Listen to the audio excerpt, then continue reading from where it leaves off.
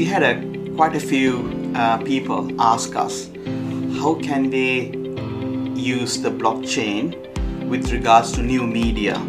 So whether it is creating social impactful video content, or an author writing a new book.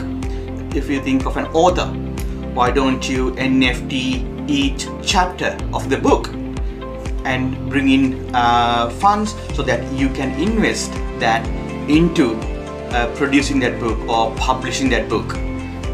If you're doing a short film, why don't you create a community around, make them part of your creative process, and that way you can add more value and you can give back value to your community, because end of the day you need a community for you to be successful.